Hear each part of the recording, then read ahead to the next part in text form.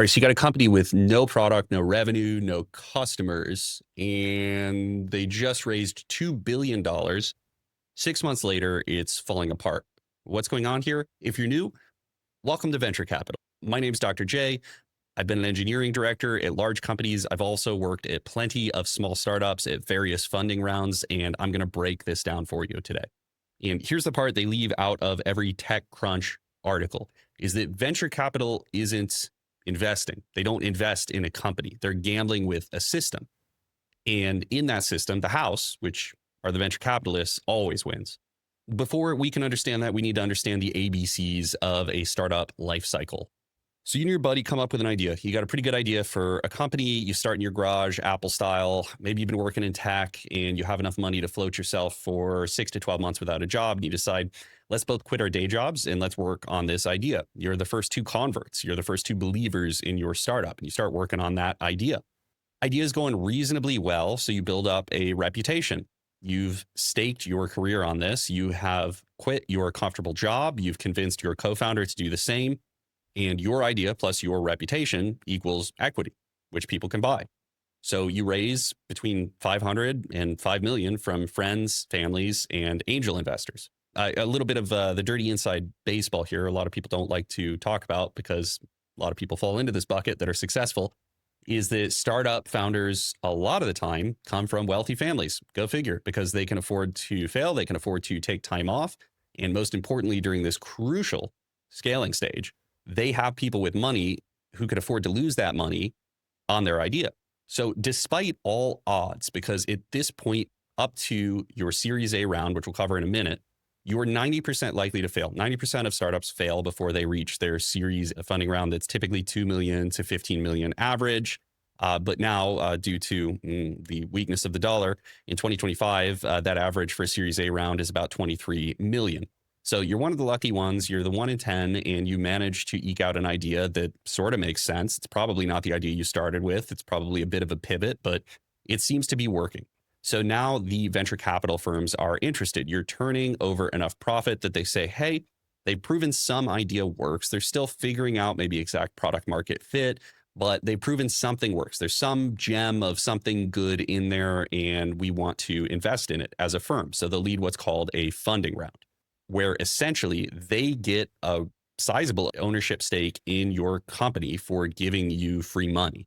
For a Series A, it might just be one venture capital firm, but what's happening more often than not these days is if you have good credibility, it's usually one venture capital firm who is leading the round. So they're handling the coordination, the documentation, the paperwork, those sorts of things. But there's other VC firms that are involved in the round too. So they're getting their piece of the pie as well. And we go on down the alphabet. For a Series B, you're still scaling, you're proving out your business model. You definitely have a product market fit at this point, although some of the finer details may be unclear. Average for that round is about 33 million. And then Series C and onward, it's all expansion, acquisitions of other companies, or prepping for an IPO, hopefully at some point. And that round, we have a 59 million average here, but it varies so widely, I would not even read too much into that number. And you can go as far down the alphabet as you want. You can stay private and keep taking on those juicy VC bucks and keep selling parts of your company to venture capital firms as long as you want to. There's no prohibition for you. But eventually your goal with this is probably going to be to reach IPO. And IPO says, we're generating a buttload of revenue. We have a very proven business model. Maybe we have a moat, or at least we have a good argument that we're better than other alternative companies in this space. And we are going to start selling those shares to the general public. You can buy them on Robinhood, but you have to make it through a gate first. To even get to Series C, only 1% of startups will make it. So 99% of startups will fail before getting to a Series C round. If you're wondering at this point, it's like, okay, but if I'm a venture capitalist, why am I going to invest in two guys' idea? They've roughly proven out a business model. It's still early on. It could be 10 years before I see a return on this money when they go public. Why am I going to invest? And you're reading it wrong. These venture capital firms have a boatload of money to invest. And what they do is they're not really trying to pick winners. They are, but they don't need to pick winners. They're picking companies that have a reasonable chance of winning if they plug them in with their network and their resources. Part of this arrangement is social, right? If I am betting on horses at the horse track and I can inject that horse with steroids to make it go faster, I'm probably going to inject it with steroids to make it go faster if I'm going to win a ton of money on that horse winning the race.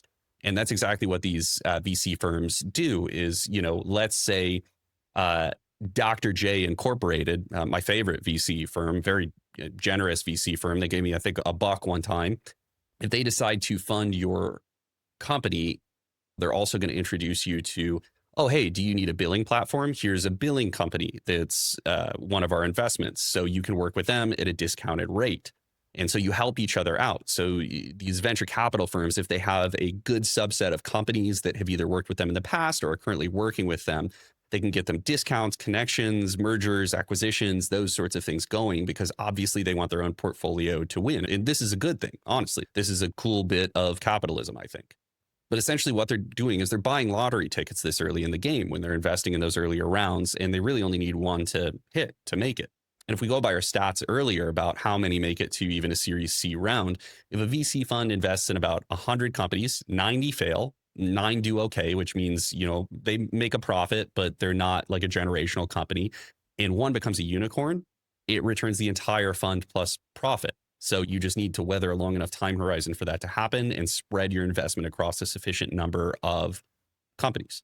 And the numbers bear me out on that. According to Harvard Business School data, 75% of venture-backed companies never return cash to their investors. Only 0.5% of startups even get VC funding. That's 1 in 2,000. And this is why VCs push for growth at all costs rather than profitability. They need the moonshot. This is why you will hear eminently respected VCs, I'm not going to name names, and they all talk about how you need to be working 80 to 100 hours a week because they depend on you working 80 to 100 hours a week at their startup companies so that one of them pops and becomes a unicorn. That's what it takes to beat the competition. It's highly competitive, but they are incentivized to do this because they get a return on it. Again, if we go back to that horse example, and I'm working with a jockey and that horse, you don't get weekends off. You're going to be training on weekends because if you win, I'm going to profit. This is a very transactional relationship. You're going to profit too when you win. Although it's kind of sick because if I just invest the capital in you, I don't actually have to do a lot of the hard work past due diligence and some of the legal documentation, which I'm probably paying someone to do anyways. So it's pretty sweet gig to be in the venture capital shoes if you can get it. But 2026 is different. In 2021, everyone was founding a startup. It was easy to get VC bucks. $681 billion flooded into small startups. And now it's back to basics, which is code for VCs effed up. They got overly optimistic about this and they lost a lot of money, which means that 90% of venture capital is going to one sector right now. And it's exactly the sector you think it is, which is AI. Have XAI doing a Series E round for 20 billion. Skilled AI, which honestly I'd never heard about until researching for this script, raised $1.4 billion. And if your startup is not engaged in AI, you are not getting VC money right now. And one of the biggest changes we've seen is these seed rounds. So before Series A are getting preposterously large. That thinking machines that I mentioned right at the head of this, that's a $2 billion seed round. Unconventional AI got a $475 million seed round. So here's where I would draw your attention to the AI bubble. 95% of enterprise generative AI pilot projects do not generate any return. That's per MIT study. This is well validated. So either the VCs know something we don't, or we're watching 2021 happen again in slow motion, but maybe with more money this time. So if you work in tech at a private company, venture capital is the invisible hand which determines whether you have a job next quarter or not. When VCs flood the sector, hiring booms. When they pull back, hiring shrinks. And the layoffs are soon to follow. This happens every time. If we just look recently, 2021 to 2022, we have our VC funding frenzy, which leads to unrestrained hiring where the bar in many tech industries is significantly lowered. And then the 2023 and 2024 correction layoffs. So going by our original stats, if 90% of these AI companies fail, which is statistically what is likely to happen, that's tens of thousands of engineers about to get laid off from companies that never really had a business model to begin with, or even a product. The growth at all costs era is dead, but we're seeing some of the dying gasps here. $2 billion, no product, co-founders gone in 6 months. It's a tax write-off, honestly, to the venture capitalists funding them. $2 billion is kind of a drop in the bucket. It's an L for sure, but it's not like 2 billion to you or me. These funds are massive. And so it's just the price of paying the lottery.